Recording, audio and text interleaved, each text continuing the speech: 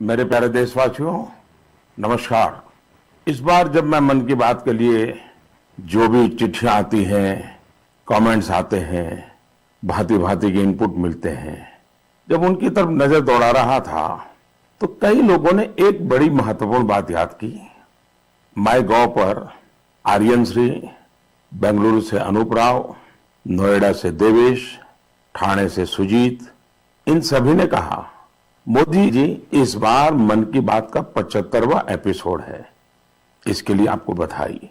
मैं आपका बहुत बहुत धन्यवाद करता हूं कि आपने इतनी बारीक नजर से मन की बात को फॉलो किया है और आप जुड़े रहे हैं। ये मेरे लिए बहुत ही गर्व का विषय है, आनंद का विषय है। मेरी तरफ से भी आपका तो धन्यवाद है ही है। मन की बात के सभी श्रोताओं का आभार व्यक्त करता हूं, क्योंकि आपके साथ के बिना ये सफर संभव ही नहीं था। ऐसा लगता है मानो ये कल की ही बात हो, जब हम सभी ने एक साथ मिलकर ये वैचारिक यात्रा शुरू की थी। तब 3 अक्टूबर 2014 को विजयादशमी का पावन पर्व था और संयोग देखिए कि आज होलिका दहन है। एक दीप से जले दूसरा और राष्ट्र रोशन हो हमारा।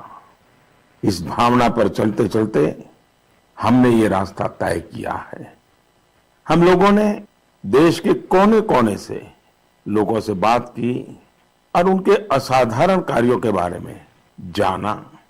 आपने भी अनुभव किया होगा, हमारे देश के दूर दराज के कोनों में भी कितनी अभूतपूर्व क्षमता पड़ी हुई है।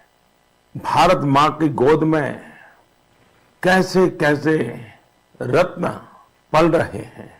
ये अपने आप में भी एक समाज के प्रति देखने का, समाज को जानने का, समाज के सामर्थ्य को पहचानने का मेरे लिए तो एक अद्भुत अनुभव रहा है। इन 75 एपिसोड्स के दौरान कितने कितने विषयों से गुजरना हुआ। कभी नदी की बात, तो कभी हिमालय की चोटियों की बात, तो कभी रेगिस्तान की बात, कभी प्राकृतिक आपदा की बात, तो कभी मानव सेवा की अनगिनत कथाओं की अनुभूति, कभी टेक्नोलॉजी का आविष्कार, तो कभी किसी अनजान कोने में कुछ नया कर दिखाने वाले किसी के अनुभव की कथा। अब आप देखिए, चाहे स्वच्छता की बात हो, चाहे हमारे हेरिटेज को संभालने की चर्चा हो, अरे इतना ही नहीं, खिलौने बनाने की बात हो, क्या कुछ नहीं था। शायद कितने विषयों को हमने स्पर्श किया है, तो वो भी शायद अनगिनत हो जाएंगे। इस दौरान हमने समय समय पर महान विभूतियों को श्रद्धांजलि दी, उनके बारे में जाना, जिन्होंने भारत के निर्माण में अतुलनीय योगदान दिया है। हम लोगों ने कई वैश्विक मुद्दों पर भी बात की, उनसे प्रेरणा लेने की कोशिश की है। कई बातें आपने मुझे बताई, कई आइडियाज दिए। एक प्रकार से इस विचार यात्रा में आप साथ साथ चलते रहे, जुड़ते रहे और कुछ न कुछ नया जोड़ते भी रहे।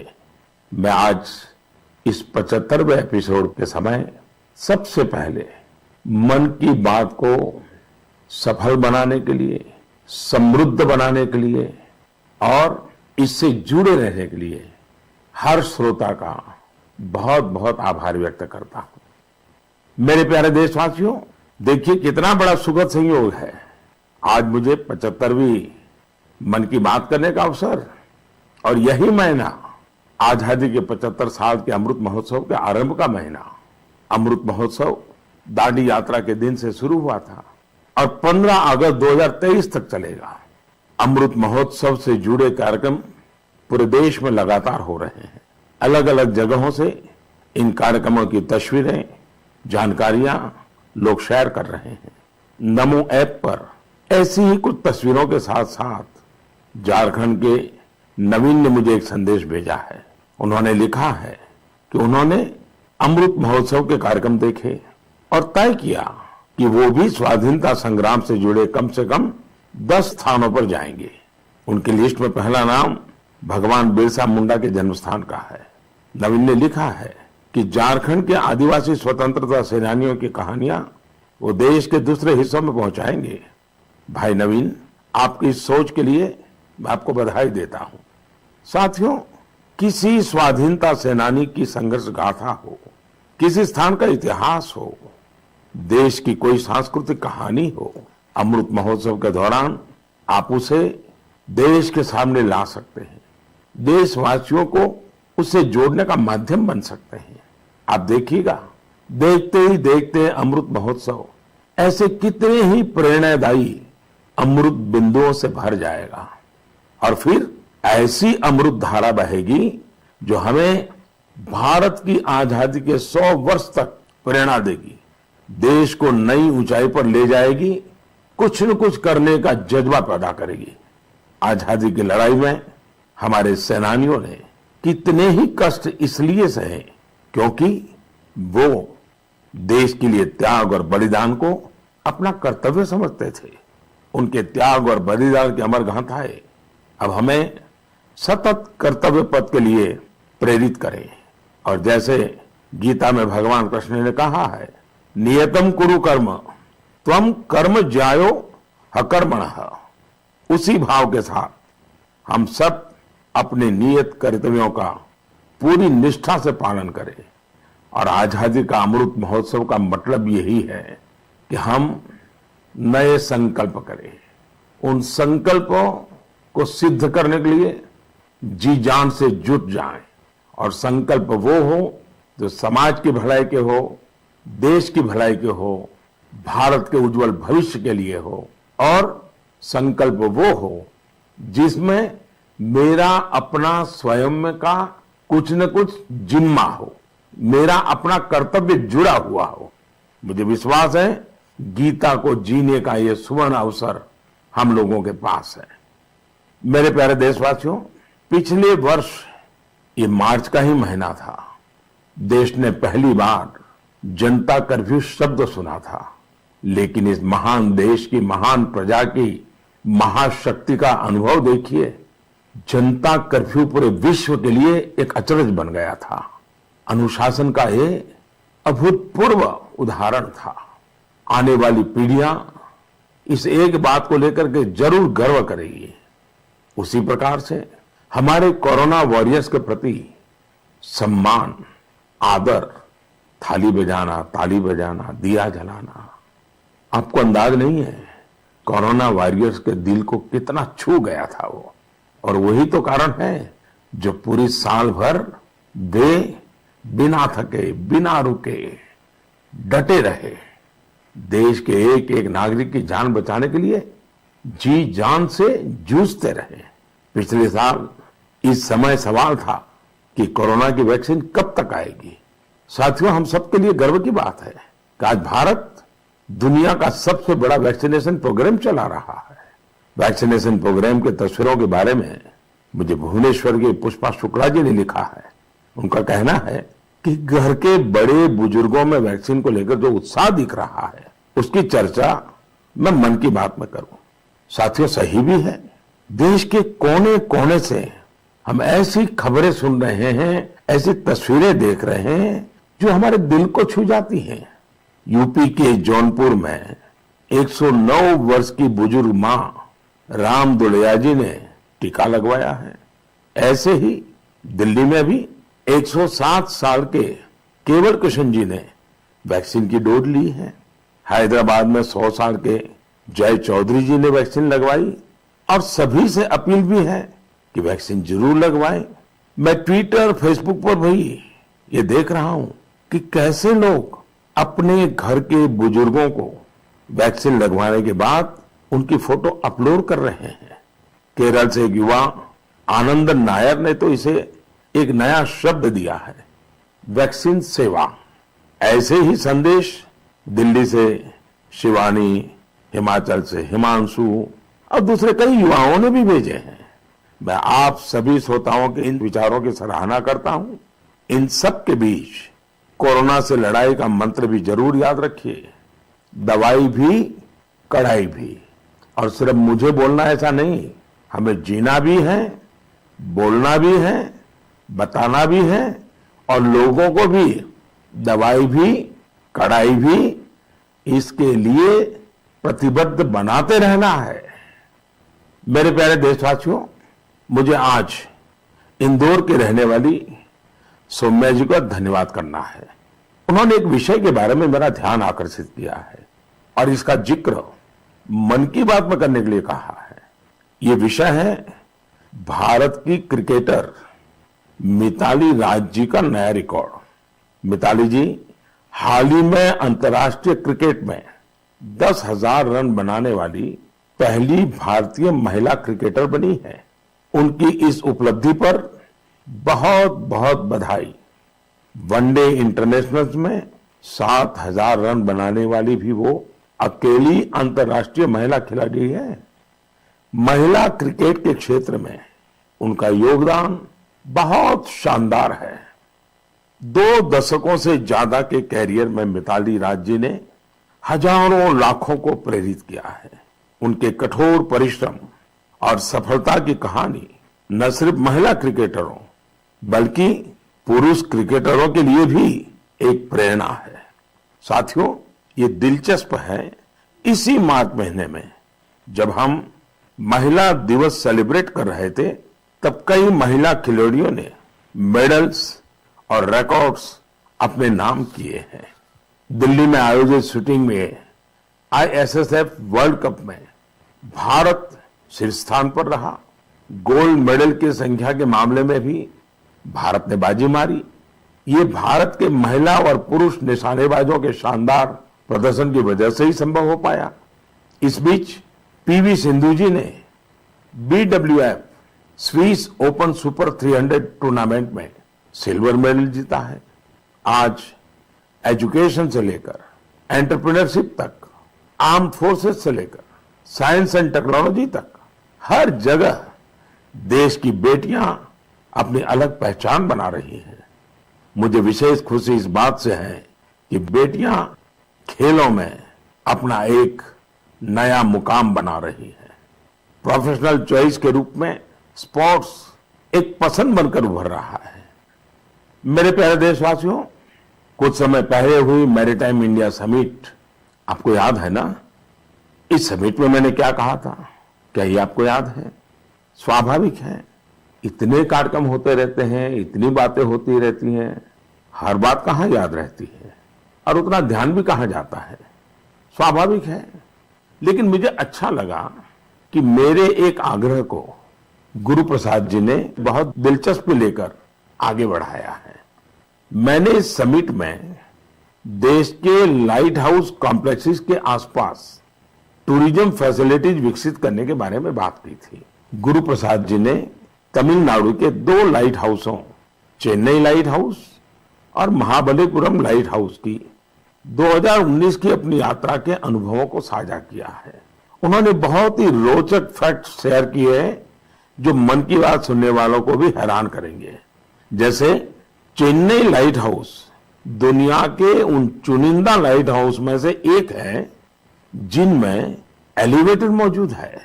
यही नहीं, भारत का यह इकलौता लाइट हाउस है जो शहर की सीमा के अंदर स्थित है। इसमें बिजली के लिए सोलर पैनल भी लगे हैं। गुरु प्रसाद जी ने लाइट हाउस के हेरिटेज म्यूजियम के बारे में भी बात की जो मरीन नेविगेशन के इतिहास को सामने लाता है।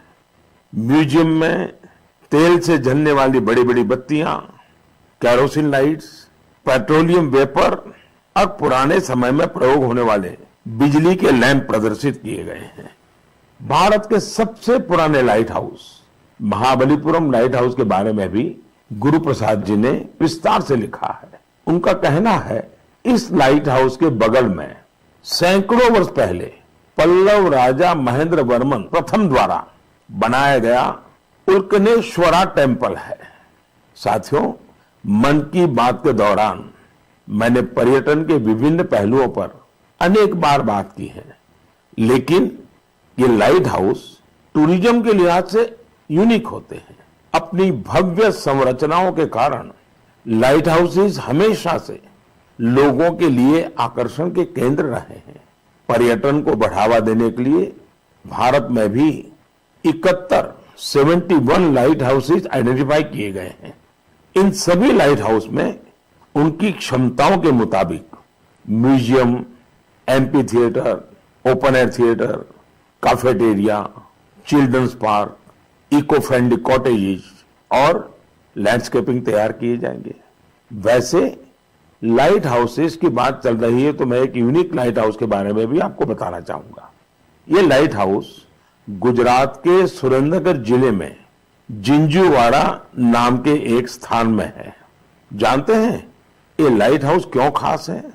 खास इसलिए है क्योंकि जहां ये लाइट हाउस है वहां से अब समुद्र तट 100 किलोमीटर से भी अधिक दूर है।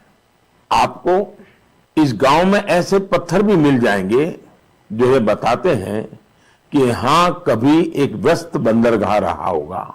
यानी इसका मतलब यह है कि पहले कोस्टलाइन जिंजूवाड़ा तक थी। समंदर का घटना बढ़ना, पीछे हो जाना, इतनी दूर चले जाना, ये भी उसका एक स्वरूप है। इसी महीने जापान में आई विकराल सुनामी को 10 वर्ष हो रहे हैं। इस सुनामी में हजारों लोगों की जान चली गई थी। ऐसी एक सुनामी भारत में 2004 में आई थी।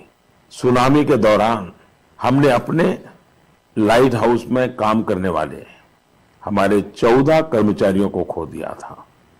अंडमान निकोबार में और तमिलनाडु में लाइट हाउस पर वो अपनी ड्यूटी कर रहे थे।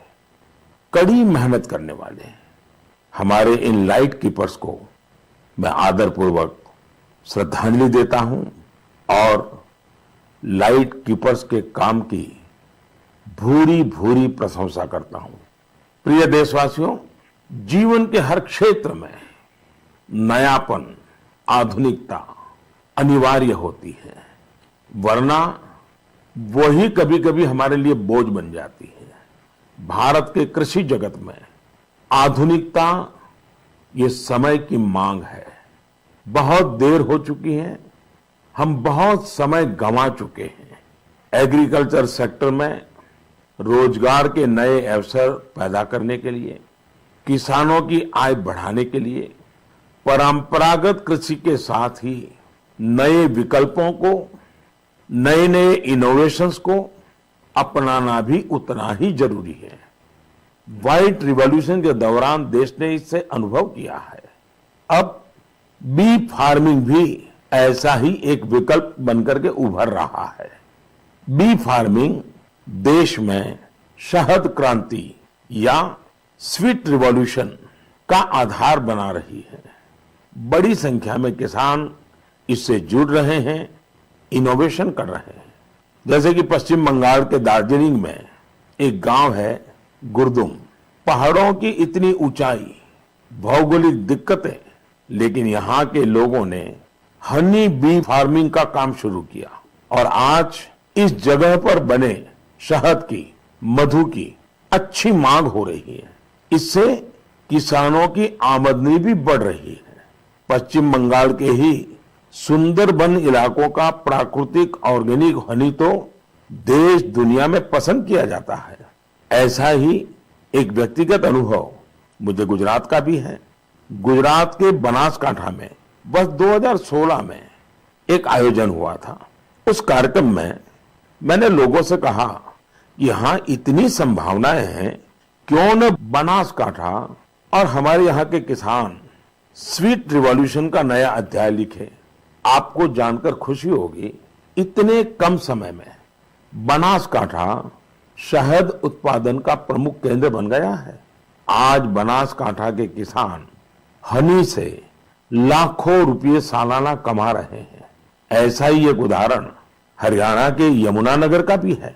यमुनानगर में किसान बी फार्मिंग करके सालाना कई 100 टन शहद पैदा कर रहे हैं, अपनी आय बढ़ा रहे हैं।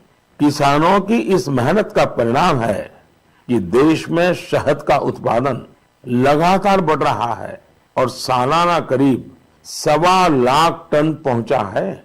इसमें से बड़ी मात्रा में शहद विदेशों में निर्यात भी हो रहा है। साथियों, हनी बी फार्मिंग में केवल शहद से ही आय नहीं होती, बल्कि बी वैक्स भी आय का एक बहुत बड़ा माध्यम है। Pharma industry, food industry, textile और कॉस्मेटिक इंडस्ट्री, हर जगह बी वैक्स की डिमांड है। हमारा देश फिलहाल बी वैक्स का आयात करता है, लेकिन हमारे किसान अब ये स्थिति तेजी से बदल रहे हैं। यानी एक तरह से आत्मनिर्भर भारत अभियान में मदद कर रहे हैं। आज तो पूरी दुनिया आयुर्वेद और नेचुरल हेल्थ प्रोडक्ट्स की ओर देख रही है। ऐसे में हनी की मांग और भी तेजी से बढ़ रही है। मैं चाहता हूं देश के ज्यादा से ज्यादा किसान अपनी खेती के साथ साथ बी फार्मिंग से भी जुड़े। ये किसानों की आय भी बढ़ाएगा और उनके जीवन में मिठास भी घोलेगा। मेरे प्यारे देशवासियों, अभी कुछ दिन पहले वर्ल्ड स्पैरो डे मनाया गया। स्पैरो यानी गोरैया। कहीं इसे चकड़ी बोलते हैं, कहीं चिमनी बोलते हैं, कहीं घौन चिरिका कहा जाता है। पहले हमारे घरों की दीवारों पर, आसपास के पेड़ों पर गोरैया चहकती रहती थी, लेकिन अब लोग गोरैया को ये कहकर याद करते हैं कि पिछली बार बरसों पहले गोरैया देखा था। आज इसे बचाने के लिए हमें प्रयास करने पड़ रहे हैं। मेरे बनारस के एक साथी इंद्रपाल सिंह बत्रा जी ने ऐसा काम किया है जिसे मैं मन की बात के श्रोताओं को जरूर बताना चाहता हूं। बत्रा जी ने अपने घर को ही गोरैया का आशियाना बना दिया है। इन्होंने अपने घर में लकड़ी के ऐसे घोंसले बनवाए जिनमें गोरैया आसानी से रह सके। आज बनारस के कई घर इस मुहिम से जुड़ रहे हैं। इससे इन घरों में एक अद्भुत प्राकृतिक वातावरण भी बन गया है। मैं चाहूंगा प्रकृति, पर्यावरण, प्राणी, पक्षी जिनके लिए भी बन सके कम ज्यादा प्रयास हमें भी करने चाहिए। जैसे एक साथी है विजय कुमार काबी जी। विजय जी उड़ीसा के केंद्रपाड़ा के रहने वाले हैं। केंद्रपाड़ा समुद्र के किनारे हैं, इसलिए इस जिले के कई गांव ऐसे हैं जिन पर समुद्र की ऊंची लहरों और साइक्लोन का खतरा रहता है। इससे कई बार बहुत नुकसान भी होता है। विजय जी ने महसूस किया कि अगर इस प्राकृतिक तबाही को कोई रोक सकता है तो वो प्रकृति ही रोक सकती है। फिर क्या था, विजय जी ने बड़ा कोट गांव से अपना मिशन शुरू किया। उन्होंने 12 साल, साथियों 12 साल मेहनत करके गांव के बाहर समुद्र की तरफ 25 एकड़ का मैंग्रोव जंगल खड़ा कर दिया। आज ये जंगल इस गांव की सुरक्षा कर रहा है। ऐसा ही काम ओडिशा के ही पारादीप जिले में एक इंजीनियर अमरेश सामंती जी ने किया है। अमरेश जी ने छोटे छोटे जंगल लगाए हैं जिनसे आज कई गांवों का बचाव हो रहा है। साथियों, इस तरह के कामों में अगर हम समाज को साथ जोड़ लें तो बड़े परिणाम आते हैं। जैसे तमिलनाडु के कोयम्बटूर में बस कंडक्टर का काम करने वाले मरिमुथु योगनाथन जी हैं। योगनाथन जी अपनी बस के यात्रियों को टिकट देते हैं तो साथ में ही एक पौधा भी मुफ्त देते हैं। इस तरह योगनाथन जी न जाने कितने ही पेड़ लगवा चुके हैं। योगनाथन जी अपने वेतन का काफी हिस्सा इसी काम में खर्च करते आ रहे हैं। अब इसको सुनने के बाद ऐसा कौन नागरिक होगा जो मरिमुथु योगनाथन जी के काम की प्रशंसा न करे। मैं हृदय से उनके इस प्रयासों को बहुत बधाई देता हूं, उनके इस प्रेरक कार्य के लिए। मेरे प्यारे देशवासियों, वेस्ट से वेल्थ यानी कचरे से कंचन बनाने के बारे में हम सब ने देखा भी है, सुना भी है और हम भी औरों को बताते रहते हैं। कुछ उसी प्रकार से वेस्ट को वैल्यू में बदलना का भी काम किया जा रहा है। ऐसा ही एक उदाहरण केरल के कोच्चि के सेंट टेरेसा कॉलेज का है। मुझे याद है कि 2017 में मैं इस कॉलेज के कैंपस में एक बुक रीडिंग पर आधारित कार्यक्रम में शामिल हुआ था।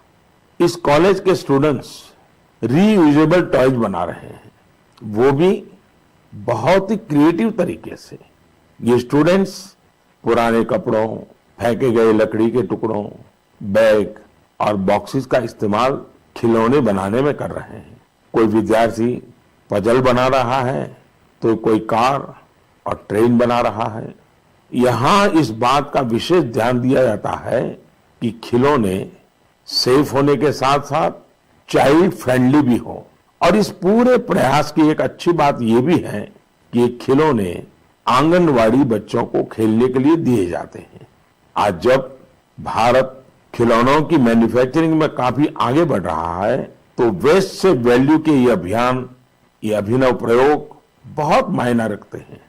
आंध्र प्रदेश के विजयवाड़ा में एक प्रोफेसर श्रीनिवास पदकांडला जी हैं। वे बहुत ही रोचक कार्य कर रहे हैं। उन्होंने ऑटोमोबाइल मेटल स्क्रैप से स्कल्पचर्स बनाए हैं। उनके द्वारा बनाए गए विशाल स्कल्पचर्स सार्वजनिक पार्कों में लगाए गए हैं और लोग उन्हें बहुत उत्साह से देख रहे हैं। इलेक्ट्रॉनिक और ऑटोमोबाइल वेस्ट की रिसाइकलिंग का यह एक अभिनव प्रयोग है। मैं एक बार फिर कोची और विजयवाड़ा के इन प्रयासों की सराहना करता हूं और उम्मीद करता हूं कि और लोग भी ऐसे प्रयासों में आगे आएंगे। मेरे प्यारे देशवासियों, भारत के लोग दुनिया के किसी कोने में जाते हैं तो गर्व से कहते हैं कि वो भारतीय हैं। हम अपने योग, आयुर्वेद, दर्शन, न जाने क्या कुछ नहीं है हमारे पास जिसके लिए हम गर्व करते हैं, गर्व की बातें करते हैं। साथ ही अपनी स्थानीय भाषा, बोली, पहचान, पहनाव, खान पान, उसका भी गर्व करते हैं। हमें नया तो पाना है और वही तो जीवन होता है, लेकिन साथ साथ पुरातन गंवाना भी नहीं है। हमें बहुत परिश्रम के साथ अपने आसपास मौजूद अथाह सांस्कृतिक धरोहर का संवर्धन करना है, नई पीढ़ी तक पहुंचाना है। यही काम आज असम के रहने वाले सिकारी टिस्सो बहुत ही लगन के साथ कर रहे हैं। कार्बी आंगलोंग जिले के सिकारी टिस्सो जी पिछले 20 सालों से कार्बी भाषा का डॉक्यूमेंटेशन कर रहे हैं। किसी जमाने में, किसी युग में कार्बी आदिवासी भाई बहनों की भाषा कार्बी आज मुख्य धारा से गायब हो रही है। श्रीमान सिकारी टिस्सो जी ने तय किया था कि अपनी इस पहचान को बचाएंगे और आज उनके प्रयासों से कार्बी भाषा की काफी जानकारी डॉक्यूमेंटेड हो रही है। उन्हें अपने इन प्रयासों के लिए कई जगह प्रशंसा भी मिली है और अवार्ड भी मिले हैं। मन की बात के द्वारा श्रीमान सिकारी टिस्सो जी को मैं तो बधाई देता ही हूं, लेकिन देश के कई कोने में इस प्रकार से कई साधक होंगे जो एक काम लेकर के खपते रहते होंगे। मैं उन सबको भी बधाई देता हूं। मेरे प्यारे देशवासियों, कोई भी नई शुरुआत यानी न्यू बिगिनिंग हमेशा बहुत खास होती है। न्यू बिगिनिंग का मतलब होता है न्यू पॉसिबिलिटीज, नए प्रयास, और नए प्रयासों का अर्थ है नई ऊर्जा और नया जोश। यही कारण है कि अलग अलग राज्यों और क्षेत्रों में एवं विविधता से भरी हमारी संस्कृति में किसी भी शुरुआत को उत्सव के तौर पर मनाने की परंपरा ही रही है। और ये समय नई शुरुआत और नए उत्सवों के आगमन का है। होली भी तो बसंत को उत्सव के तौर पर ही मनाने की एक परंपरा है। जिस समय हम रंगों के साथ होली मना रहे होते हैं, उसी समय बसंत भी हमारे चारों ओर नए रंग बिखेर रहा होता है।